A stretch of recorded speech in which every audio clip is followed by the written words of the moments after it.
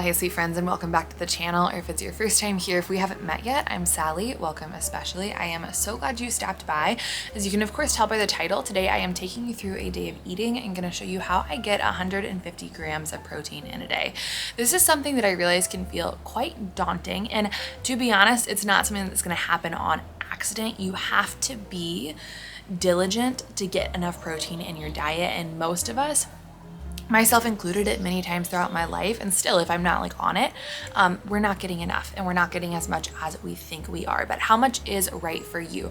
So people have a bunch of different numbers, but what I've seen work best, not only for me, but for other people that I've worked with, and just throughout my education when it comes to maintaining ideal body composition, feeling best, and keeping blood sugar regulated, it is amazing to aim for about 0.8 to 1 gram of protein per pound of body weight. And the more active you are, the more important this is going to be. The more, weightlifting you're doing, the more important this is going to be. But this certainly can't hurt you if you're not active, and hopefully eating 0.8 grams to 1 gram of protein a day can actually help you become more active because it's giving you the nourishment you need, and then you'll be better able to support your body in that way as well. So I am roughly 150 pounds right now, and that means 150 grams of protein is 1 gram of protein per pound of body weight, give or take just a little bit.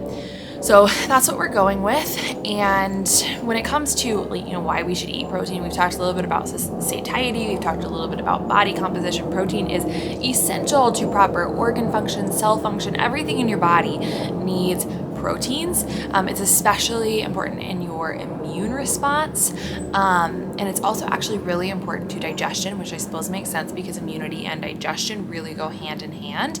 But having enough protein in your diet, not only does it support healthy blood sugar regulation, it also helps your digestion work better and as it is supposed to. In terms of blood sugar regulation, if we're not getting enough protein and fat, but again, protein is the superstar of today, and we're eating a higher carb diet, what's happening is those carbs are dumping into your bloodstream at a faster rate. You don't have anything to kind of slow it down and sustain it, and that can lead to more insulin dumps, more highs and lows, insulin resistance in the long run. And yeah, needless to say, protein is important. It's important to get it at every meal, and it is important to get enough throughout the day. So to start off the day, I have been doing a yoki drink. This is like Noel Covery's vanilla cloud drink, and I added a little bit of cinnamon.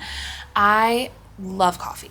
If you've been here a while, you know that I love coffee. It's not even about the caffeine, it's about the ritual, it's about the taste. And yes, it makes you feel alert, and there's something about coffee that's it makes you feel happy, but really it's just the ritual. And I love having a warm drink to sit down with in the morning. And so I'd gotten really good about not having coffee before breakfast, having it just after breakfast or with breakfast at the very least. But honestly, a couple weeks ago I was noticing that I was just feeling the effects of caffeine, the negative effects, more than was appropriate. And so I said, okay, I need to take a step back, be more diligent in this. I'm going to start with a different warm, cozy, nourishing beverage, and then I'm going to have my coffee truly after breakfast when my system is fully loaded, so to say. So this has been really great. It is a cup of raw milk, which I've heated gently. I don't want to mess up the fact that it's raw, but I've heated it gently. And then it has an egg yolk. It has some sweetener of choice. It has some vanilla extract. We've got some sea salt. We've got, what else is in here? I added cinnamon today, and then collagen, of course. And so my collagen scooper is pretty small, and so it's just 7 grams of protein for a scoop of collagen. Look at your collagen. I'll link the one I have below, but look at your packaging to know how much protein you're getting. You can always add 2 scoops, but all that goes to say 8 ounces of raw milk plus 7 grams of protein or 1 scoop of collagen, we'll say, equals 15 grams of protein, because there's 8 grams in the milk and 7 in the collagen. So we have 15 grams of protein right here in this lovely little drink. And then we are going to hop back together shortly at breakfast.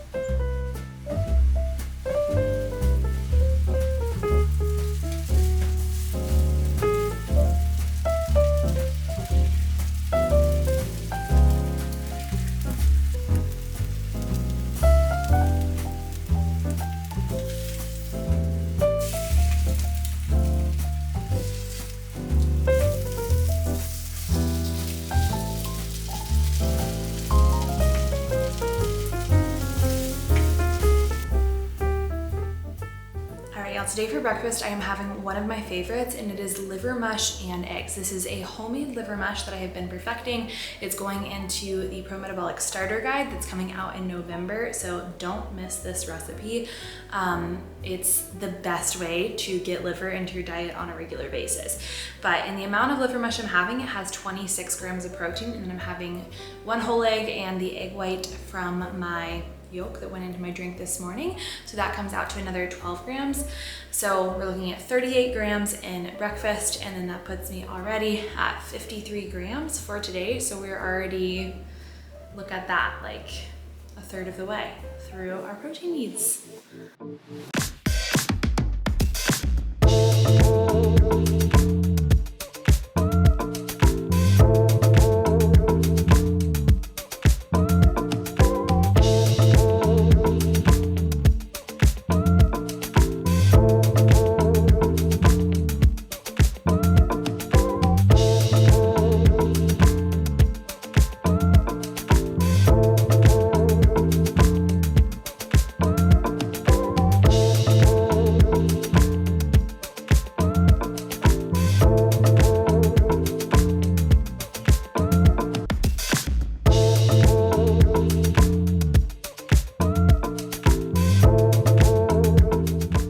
We are getting ready to go to the gym, so it is time to fuel up. I am having a pre-workout smoothie. This is one of my favorite things to do because it's just such an easy way to get some supportive carbs in, and you can kind of tightly control how much protein you are putting in your smoothie. Pre-workout, as I've talked about before, is kind of the one time that I'm not trying to get a ton of protein in with my other food. I still want some, but a little bit, because I want pretty easy access, we'll say, to those carbohydrates to fuel my workout, and then I make sure that I fuel up with a bunch of protein after the fact. So that being said, on its own, this has about 4 grams of protein in it just from the 4 ounces of milk that are in it. It was 4 ounces of milk, about 4 ounces of coconut water, some mineral-rich salt. It has some frozen berries in it and some maple syrup. So overall, a really great electrolyte carbohydrate combination here. And then you saw me dish up some chicken salad, which I'll probably have a few bites of, so I hit maybe like 10-ish grams of protein before the gym, and then I'll finish it when we get back. And that'll be at least first lunch, we will say. That chicken salad comes out to about 26 grams in the cup of it. That's an estimation. I will say I forgot to weigh the whole batch before I started dividing it up, but I think that about 2/3 of the volume is shredded chicken breast, and so that's what we're gonna go with, which comes out to about 26 grams of protein, and then 4 in here, so that's 30 grams between these two things, and that puts me at about 83 grams of protein for the day.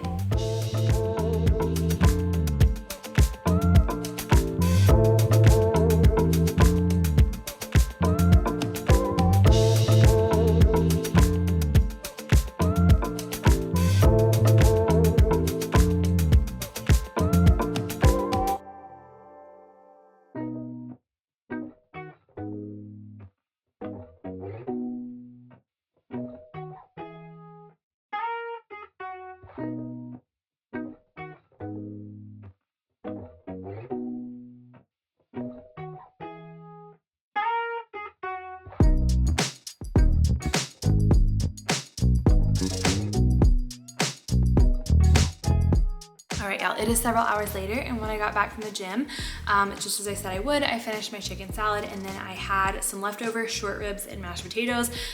Probably don't look very appetizing at this point, but they did look very pretty when I first made them. I just took the meat that was remaining on the bone off and weighed it and put it into my fitness pal to calculate the protein in it. And so 20 protein from the short ribs, give or take, about 2 from the potatoes. Not a ton, but obviously just about any carbohydrate source we have is gonna have a very, very slight amount of protein in it. And then I had one of my sea salt caramel chocolate truffles, which that recipe is so good, also going into the starter guide. And it doesn't have a ton of protein, but it does have some collagen in it. So it was like 2 protein for the 1 little truffle. And then for dinner, as you just saw, made a salad with some romaine, some shallots, this lemon, olive oil dressing, and it has a bunch of Parmesan in it. So I'm having about a third of the salad, and as a whole it had 28 grams of Parmesan in it, so that comes out to about 3 grams of protein from the Parmesan in my serving. And then lastly, they're back behind me, I still need to eat them, but I'm having about 3 salmon patties. They're like homemade salmon burgers, and altogether that salmon comes out to about 43 protein. So today I will have had 152 grams of protein. And let me just tell you, if you eat this much protein, you're not going to be left hungry. If you are someone who is having a difficult time maintaining an ideal body composition, or if you are gaining unnecessary weight eating in a pro-metabolic fashion, I would encourage you to, you don't necessarily need to track everything, especially if that's mentally not going to be great for you, but at least track your protein, because you're probably not eating as much as you think you are, or maybe you haven't yet realized how much is ideal for you to be eating. And if you're hitting your protein goals, unless you are seriously, depriving your other macronutrients, you are going to be pretty satiated, you're going to be pretty full, and it really does make a difference. So I hope this video helps. Per usual, please leave any questions, comments, or concerns in the comment section. And thanks for being here. Until next time, bye y'all.